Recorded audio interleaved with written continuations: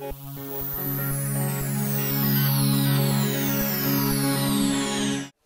my name is Jared Baxter, and this is the video review for The Legend of Zelda Skyward Sword.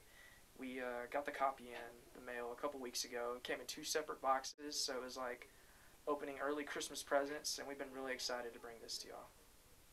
My name is Odell Harmon. I'm with the battalion, and this is the official review of The Legend of Zelda Skyward Sword for the Nintendo Wii. The Legend of Zelda Skyward Sword opens up with an origin story about the goddess who created the world and everything in it. And this is very surprising because Zelda stories have always been good, but never this deep. You can tell for the first time they really put a lot of effort and try to stress a point about how the Legend of Zelda series got started. And I really enjoyed that. You know, you learn about Link and the people in the sky that, if you remember from Twilight Princess, was talked about. These are those people. And they're living in a utopian society where everything is good. Today is the 25th anniversary of the wing ceremony in Skyloft, the world in the sky. And after, you know, a good intro and Link and Zelda have interaction, disaster strikes and Zelda slipped down to the surface of the world below.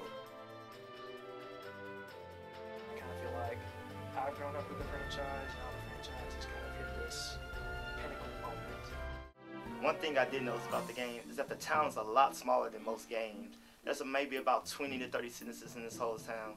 And for about the first hour of the game, you're just running around getting a feel for the controls. But it's amazing because it's unlike any other game, like you can sprint, you can climb on boxes, you have a stamina bar, you're just getting a feel for all the things.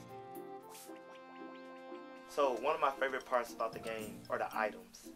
They have really put a lot of thought and effort into the items this time around. You get the traditional bow, slingshot, and bombs, but they have added a total of over 4 new items that each feel like they belong in a Zelda game. And I really appreciate that. Rather than rehashing old items from every game, they actually put thought and effort to create new ones. And you do use them thoroughly throughout the game, which is fun. And each one has their own motion plus specific controls and controlling them.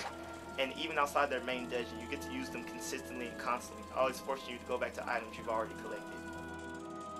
The thing I noticed about the game is, unlike traditional Zelda games, everything is like a free-flowing dungeon. It's not getting from point A to point B. Everything you do, you're constantly solving puzzles, constantly finding new items and new ways to traverse across the land and figure out things.